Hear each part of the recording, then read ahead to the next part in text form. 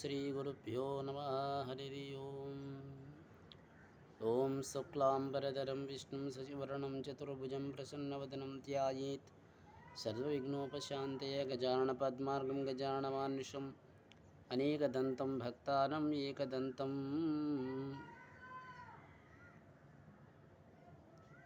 उपास्महे। नारायणं नमस्कृतं नरं चैव नरोत्तमं देवी सरस्वतीं व्यासं ततो जयमुदीरयते। सभाभ्यां सभापतिभ్యశ్చ నమో నమః. ఈరోజు వైశాఖ మాసంలో అతి పవిత్రమైన తిథి చెప్పబడింది. శుక్లపక్షంలో చతుర్దశి తిథి శ్రీ లక్ష్మీ నరసింహస్వామి చతుర్దశి అని కూడా అంటారు. ఈ పవిత్రమైన దినము నాడు పైగా స్వాతి నక్షత్రం అంటే ఆ లక్ష్మీ నరసింహస్వామికి ప్రీతి కలిగిన నక్షత్రంలో ఈరోజు లక్ష్మీ సమేత నారాయణ అనుగ్రహంతో శ్రీ లక్ష్మీ నరసింహ ఉపాసన మహత్యాన్ని బ్రహ్మపురాణం నుండి ఈ 11వ రోజు తెలుసుకోబోతున్నాం. పురుషోత్తమ క్షేత్రంలో కొలువైన మరో దేవత నరసింహస్వామి. ఆయన సకల దేవతామయుడు. ఆయన దర్శించిన వాడు పాపాల నుంచి విముక్తి పొందుతాడు. నరసింహస్వామి భక్తులకి లోకములో అసాధ్యం అనేది ఉండదు. ఆయనే సకల పురుషార్థాలకు ప్రసాదిస్తాడు. నరసింహ ఉపాసన అంటే ఏంటి? నరసింహస్వామిని ఉపాసించేవారు ఆకులు, దుంపలు, ఎవలు, పళ్ళు, పేలాల పిండి, నీరు మాత్రమే ఆహారంగా స్వీకరించాలి. చాదన చేసేవాడు పట్టు గోచిని మాత్రమే ఆచ్ఛాదనం ధరించి అరణ్యలోకి కానీ, పర్వతాల మీద కానీ, నది సంగం ప్రదేశంలో కానీ, ఉసర క్షేత్రంలో కానీ, సిద్ధి క్షేత్రంలో కానీ స్వామిని ప్రతిష్ఠించి ఇంద్రియ నిగ్రుడై కల్పంలో చెప్పిన విధంగా పూజించాలి. శుక్లపక్షి ద్వాదశి నాడు పూర్తిగా ఉపాసం నుండి నరసింహ మంత్రాన్ని 20 లక్షల జపం చేయాలి. అలా చేసేవాడికి మహాపాతకాలు, ఉపపాతకాలు నశిస్తాయి. నరసింహస్వామిని ఆరాధించేవాడు నిత్యం స్వామికి ప్రదక్షిణం చేసి షోడపాచార్య ఉపచారాలతో పూజించి నమస్కరించాలి. పచ్చకర్పూరం అద్దిన పూలుని స్వామి పాదాల మీద ఉంచి వాటిని తీసుకొని తమ తల మీద ధరిస్తే శుభఫలితాలు పొందుతారు. అలా చేసిన వారికి సకల కార్య దిగ్విజయం కలుగుతుంది. బ్రహ్మ, రుద్రులు కూడా ఆయన దివ్య తేజస్సుని సహించలేరు. ఇక మిగిలిన దేవతల గురించి చెప్పే ముందు నరసింహ మంత్రం జపం చేస్తే అభిచార కర్మలు, అసుర మంత్ర ప్రయాగాలు తొలగిపోతాయి. మహాప్రభావంతుడైన నరసింహ కవచాన్ని ఒక్కసారి జపిస్తే చాలు సకల ఉపద్రవ్యాల నుంచి రక్షణ లభిస్తుంది. ఇది కవచాన్ని 2 సార్లు పఠిస్తే దేవదానవ, యక్ష, రాక్షస, భూత, ప్రేత, పిశాచుల బాధలు నశిస్తాయి. అదే కనుక 3 సార్లు జపిస్తే 12 యోజనాల దూరం వరకు ఆ సాధుక్షుని ఎవ్వరూ ఏమీ చేయలేరు.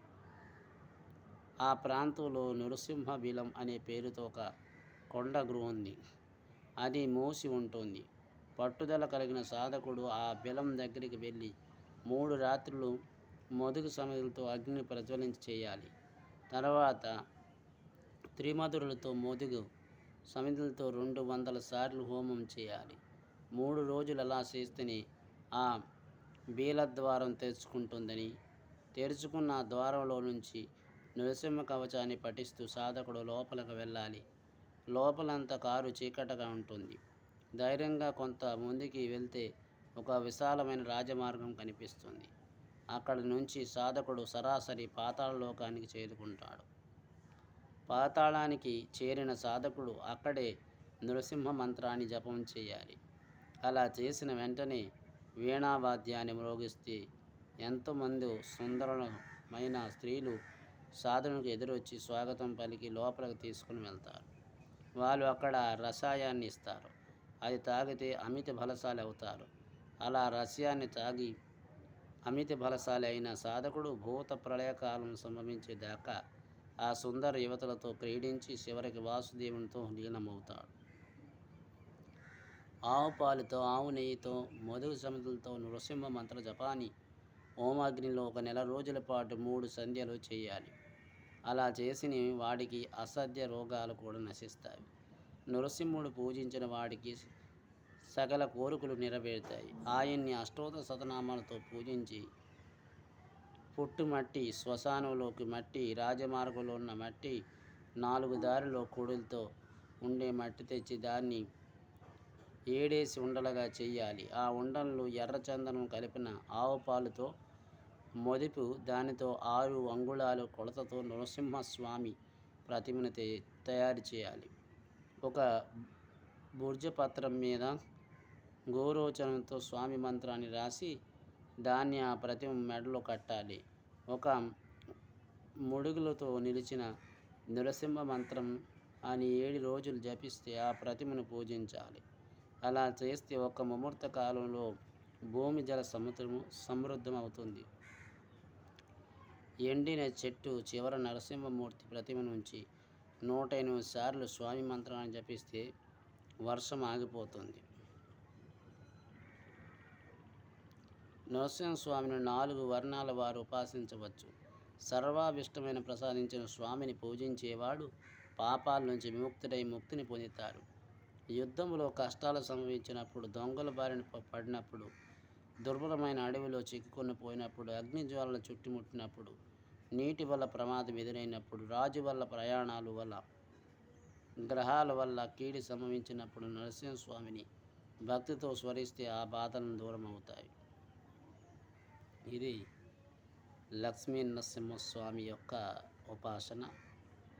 తిరిగి తదుపరి కార్యక్రమంలో శ్వేతమాధవ మహత్యాన్ని గురించి తెలుసుకుందాం. అంతవరకు సెలవు.